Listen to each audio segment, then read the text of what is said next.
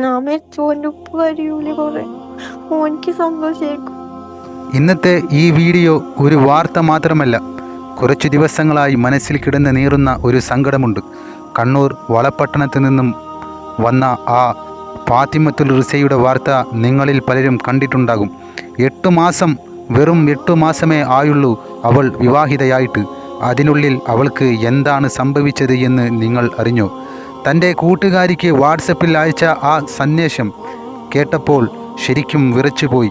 എനിക്കിനി വയ്യ, ഞാൻ ഇല്ലാതായാൽ അവന് ഒരു കുഴപ്പവും ഉണ്ടാകില്ല, പക്ഷേ എൻ്റെ ഉപ്പയും ഉമ്മയും കരയില്ലേ എന്ന് പറഞ്ഞ ആ പൊന്നുമോളുടെ വാക്കുകൾ കേട്ടവരുടെ ആരുടെയും നെഞ്ചു തകർക്കുന്ന ഒന്ന് തന്നെയാണ്.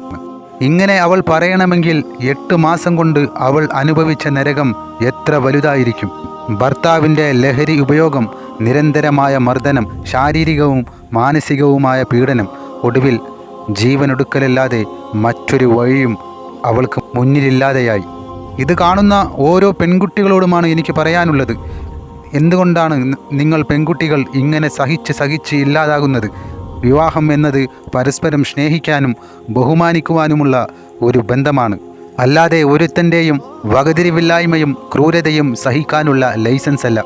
പല പെൺകുട്ടികളും ചിന്തിക്കുന്നത്, ഞാൻ തിരികെ പോയാൽ ഉമ്മാക്കും ഉപ്പാക്കും നാട്ടുകാരുടെ മുന്നിൽ നാണക്കേടാകില്ലേ എന്നാണ്. സ്വന്തം ജീവൻ കൊടുത്ത് നിങ്ങൾ ആരുടെ മാനമാണ് സംരക്ഷിക്കുന്നത്? നിങ്ങളെ സ്നേഹിക്കാത്ത, നിങ്ങളെ ഉപദ്രവിക്കുന്ന ഒരുവൻ്റെ കൂടെ ഒരു നിമിഷം പോലും നിങ്ങൾ നിൽക്കരുത്. നിങ്ങൾ ആരുടെയും അടിമകളല്ല. നിങ്ങൾക്ക് ഒന്ന് ഉറക്കെ കരയാൻ പോലും അവകാശമില്ലാത്ത ആ 4 ചുവരുകൾക്കുള്ളിൽ നിന്ന് ധൈര്യമായി പുറത്തേക്ക് നടക്കണം. ഒരുത്തൻ്റെയും ഔദാര്യമല്ല നിങ്ങളുടെ ജീവിതം. ജീവിക്കാൻ ഒരുപാട് വഴികളുണ്ട് പെണ്ണെ. മരണം ഒന്നിനും ഒരു പരിഹാരമല്ല. ഇനി ചില ഭർത്താക്കന്മാരുണ്ട്, അവരോടാണ്.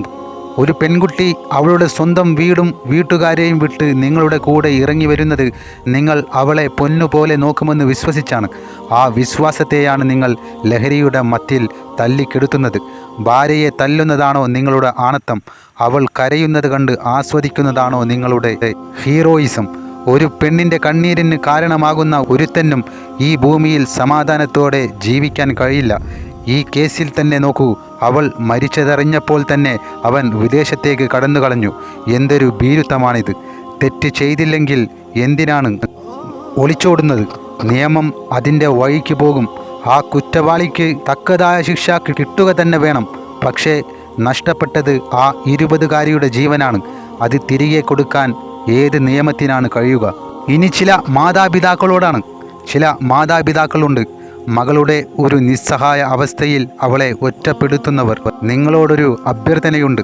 നിങ്ങളുടെ പെൺമക്കളെ ഒരുപാട് സ്നേഹിച്ച് വളർത്തുക. അവർക്ക് സ്വന്തമായി നിൽക്കാൻ പ്രാപ്തി നൽകുക. കല്യാണം കഴിഞ്ഞാൽ ഭർത്ത് വീട്ടിൽ എന്തൊക്കെ പ്രശ്നങ്ങളുണ്ടായാലും അവിടെ തന്നെ നിന്നോണം എന്ന് ഒരിക്കലും അവരോട് പറഞ്ഞു പോകരുത്.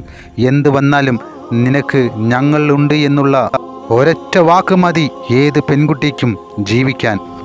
റിസ നമുക്കൊരു പാഠമാകണം. ഇനിയൊരു പെൺകുട്ടിയും ഇത്തരത്തിൽ ഭർത്താവിൻ്റെ വീട്ടിൽ ഈ രീതിയിൽ ഇല്ലാതാകരുത്. നിങ്ങൾക്കോ നിങ്ങളുടെ സുഹൃത്തുക്കൾക്കോ ഇത്തരം അനുഭവങ്ങളുണ്ടായാൽ പ്രതികരിക്കുക, നിയമസഹായം തേടുക. ജീവിതം മനോഹരമാണ്, അത് ആർക്കു വേണ്ടിയും അവസാനിപ്പിക്കരുത്.